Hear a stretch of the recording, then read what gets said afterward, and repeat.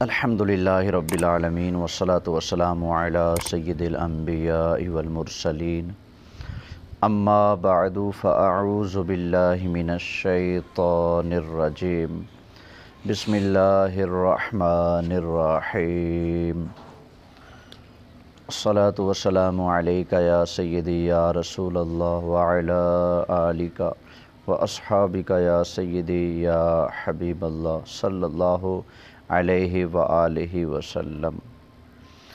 پچھلے دنوں میں نے مرزا علی انجینئر اور اس کے ایک فالور، اس کے ایک پالتو مدثر مرزائی کا جو امیر اہل سنت کے بارے میں ایک کلپ ہے، جس میں انہوں نے امیر اہل سنت پر یہ اعتراض کیا کہ وہ فرماتے ہیں کہ بد مذہب کا کلپ سننا یہ غیر عالم کے لیے حرام ہے، تو اس کا انہوں نے مذاق اڑایا۔ تو پھر میں نے اس پر قرآن و سنت کے دلائل پیش کیے تھے کہ واقعی غیر عالم کے لیے بد مذہب کی صحبت حرام ہے، یہ درست نہیں ہے۔ تو اس پر ان کے ایک چہیتے نے کہا ہے کہ آپ نے جتنی بھی آیات پیش کی ہیں، ان آیات بینات کے اندر کافروں کا ذکر ہے، آپ کافروں والی آیتیں پڑھ کر مسلمانوں پر فٹ کر رہے ہو۔ تو جواباً عرض یہ ہے کہ میرے جو دلائل ہیں ان پر ذرا غور و فکر کر لو، انشاءاللہ تعالی مسئلہ حل ہو جائے گا۔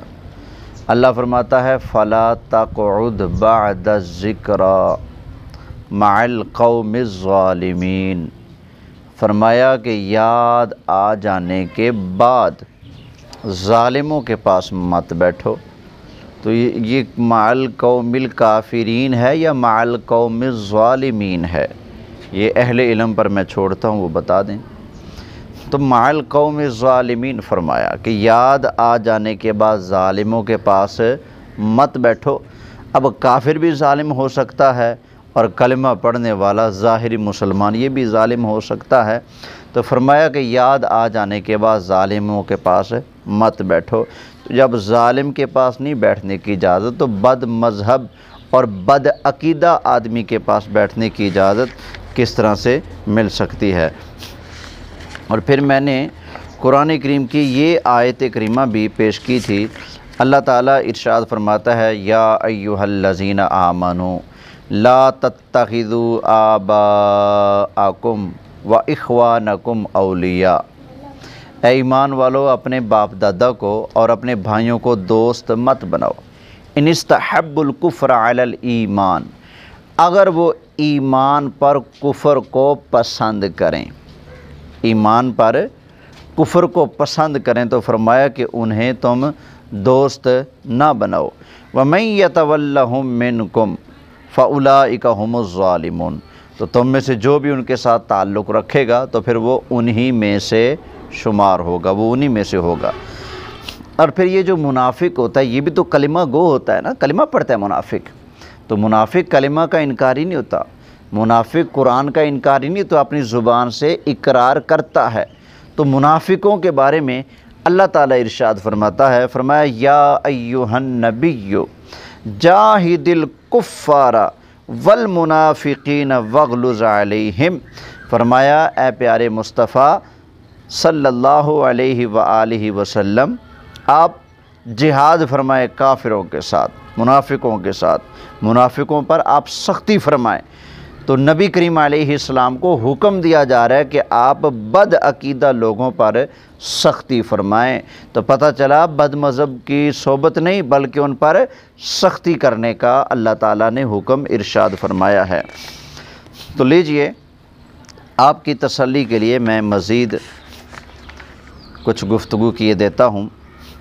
کنز العمال شریف کے اندر موجود ہے، نبی اکرم صلی اللہ علیہ وآلہ وسلم نے ارشاد فرمایا، یہ جلد 11 صفحہ نمبر 241 سے پڑھ رہا ہوں۔ حضور سید عالم صلی اللہ علیہ وسلم ارشاد فرماتے ہیں ان اللہ اختارنی، فرمایا بے شک اللہ نے میں مصطفیٰ کریم صلی اللہ علیہ وسلم کو چن لیا ہے۔ اللہ نے کس کو چن لیا ہے؟ نبی کریم صلی اللہ अलैहि व आलिहि वसल्लम को, वख्तार अली अस्हाबी व अस्हारी, और मेरे लिए मेरे सहाबा को चुना है और मेरे रिश्तेदारों को चुना है। पहले फरमाया कि मुझे अल्लाह ने चुन लिया है, फिर फरमाया कि मेरे लिए अल्लाह ने मेरे सहाबा को और मेरे रिश्तेदारों को चुना है। आगे इरशाद फरमाया वसयती कौम यसुब्बूनहुम, अन करीब एक कौम आएगी वो मेरे सहाबा को गालियाँ देगी, वयंतकिसूनहुम, और वो कौम आएगी तो मेरे सहाबा को वो कौम ऐब लगाएगी। तो नबी करीम अलैहिस्सलाम ने इरशाद फरमाया फ़ला तुजालिसूहुम, तुम उनके साथ मत बैठना, वला तुशारिबूहुम, उनके साथ मिलकर मत पीना, वला तुआकिलूहुम, उनके साथ मिलकर खाना मत खाना, वला तुनाकिहूहुम, और फरमाया कि उनके साथ निकाह भी ना करना। तो जो कौम, जो लोग, जो फ़िरके वाले नबी करीम अलैहिस्सलाम के सहाबा किराम अलैहिम रिदवान को गालियाँ देते हैं, उनको ऐब लगाते हैं, तो नबी करीम अलैहिस्सलाम का इरशाद है कि ऐसे लोगों के साथ ना खाना, ना पीना, ना उठना, ना बैठना, ना उनके अंदर तुमने रिश्ता करना है। तो ये जो मिर्ज़ा इंजीनियर है जिससे बचने का हम अक्सर लोगों को कहते रहते हैं, ये तो ऐसा बदबख्त आदमी है, फिर कहेंगे जी सख्त जुमले निकालने पड़ेंगे। इसने हज़रत सैयदना सिद्दीक़ अकबर रज़ियल्लाहु ताला अन्हो के बारे में क्या अल्फाज बोले, इसने हज़रत अमीर मुआविया रज़ियल्लाहु ताला अन्हो के बारे में कैसे कैसे अल्फाज बोले हैं। इसने नबी करीम अलैहिस्सलातु वस्सलाम को नौज़ बिल्लाह छोकरा कहा, इस तरह के घटिया अल्फाज बोलता है। तो जो सहाबा को बुरा भला कहे उसके साथ तो नहीं बैठ सकते, जो नबी करीम अलैहिस्सलाम को भी घटिया अल्फाज से याद कर रहा है और सहाबा किराम के लिए भी ऐसे वैसे अल्फाज बोलता है, तो ऐसे आदमी का वाज सुनना, उसकी मजलिस में बैठना, ये किस तरह से जायज़ हो सकता है। अब आइए ज़रा इस पर मज़ीद इरशादात मैं आपके सामने पेश कर देता हूँ। नबी करीम सल्लल्लाहु अलैहि व आलिहि वसल्लम इरशाद फरमाते हैं, ये जो रिवायत पढ़ने लगा हूँ इसको इमाम अहमद ने, इमाम अबू दाऊद ने नकल किया है। हुज़ूर अलैहिस्सलाम ने इरशाद फरमाया कि कदरियों के पास ना बैठो, ये जो फ़िरका कदरिया वाले लोग हैं उनके पास मत बैठो, और ना उनसे इब्तदाए सलाम करो, उन्हें सलाम भी ना करो और उनके पास बैठो भी मत। तो हुज़ूर अलैहिस्सलातु वस्सलाम ने मना फरमा दिया है। एक और हदीस पाक सुन लें, नबी अकरम सल्लल्लाहु अलैहि व आलिहि वसल्लम इरशाद फरमाते हैं ला तुजालिसु कदरियम वला मुरजियम वला खारिजियन। हुज़ूर अलैहिस्सलाम ने इरशाद फरमाया कि तुम ना किसी कदरी के पास बैठो, ना किसी मुरजी के पास बैठो, ना किसी खारजी के पास बैठो।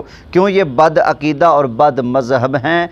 तो नबी करीम सल्लल्लाहु अलैहि व आलिहि वसल्लम ने बद मज़हबों के पास बैठने से हमें मना फरमा दिया है। एक और हदीस मुबारक, नबी करीम सल्लल्लाहु अलैहि व आलिहि वसल्लम ने इरशाद फरमाया कि जब तुम किसी बद मज़हब को, बिदअती को देखो तो उसके रूबरू तरशरोई से काम लो, यानी उसके सामने सख्त कलाम करो, नरमी ना बरतो, उसके साथ क्या करो, सख्ती करो। बद दीन बद मज़हब को देखो, इसलिए कि अल्लाह ताला हर बद मज़हब को दुश्मन रखता है, अल्लाह ताला हर बद मज़हब को दुश्मन रखता है। इसलिए फरमाया कि उनके साथ कैसा रवैया इख्तियार करो, सख्ती से पेश आओ उनके साथ।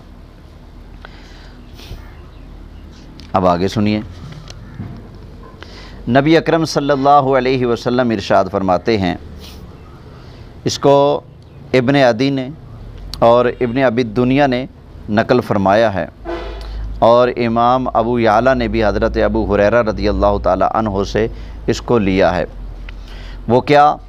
हुज़ूर सैयद आलम सल्लल्लाहु अलैहि वसल्लम इरशाद फरमाते हैं, इज़ा मुदिहल फासिक़ु, फरमाया कि जब किसी फासिक की तारीफ़ की जाती है, जब किसी फासिक को इज़्ज़त दी जाती है, अच्छा कहा जाता है, اس کی صفت و ثنا بیان کی جاتی ہے، کس کی؟ فاسق کی۔ تو کیا ہوتا ہے؟ فرمایا اذا مدح الفاسق غاضب الرب، جب فاسق کی تعریف کی جاتی ہے تو اللہ عز و جل غضب فرماتا ہے، اللہ ناراض ہوتا ہے۔ واہتز لذالک العرش، اور فاسق کی تعریف کرنے کی وجہ سے فرمایا کہ اللہ کا عرش بھی ہل جاتا ہے۔ تو پتہ چلا فاسق کسی عزت کے لائق نہیں ہے۔ فرمایا جب فاسق کی عزت کی جاتی ہے تو اللہ تعالیٰ غضب فرماتا ہے، اللہ تعالیٰ ناراض ہوتا ہے۔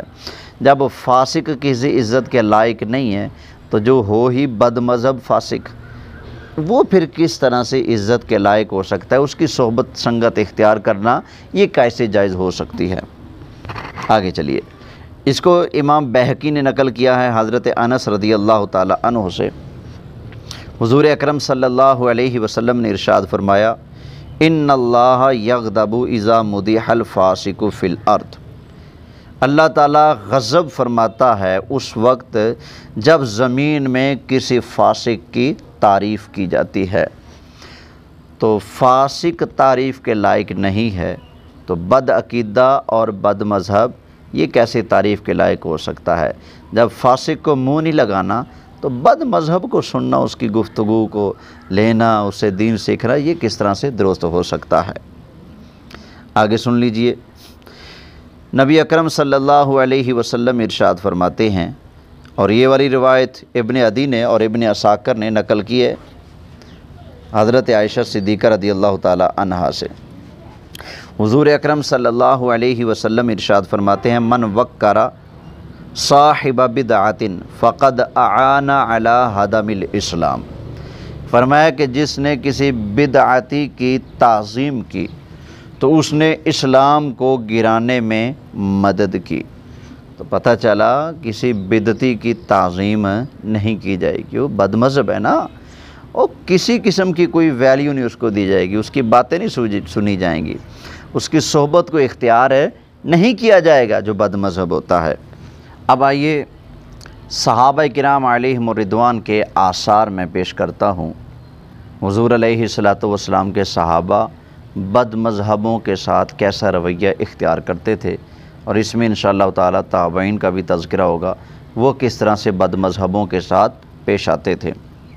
تو حضرت سیدنا عمر فاروق رضی اللہ تعالی عنہ راوی ہیں، آپ ارشاد فرماتے ہیں، فرمایا لما قبض رسول اللہ صلی اللہ علیہ وسلم ارتدت العرب، کہ جب رسول اکرم صلی اللہ علیہ وسلم کا وصال شریف ہوا تو عرب کے لوگ جو تھے وہ مرتد ہو گئے، بہت سارے عرب مرتد ہو گئے۔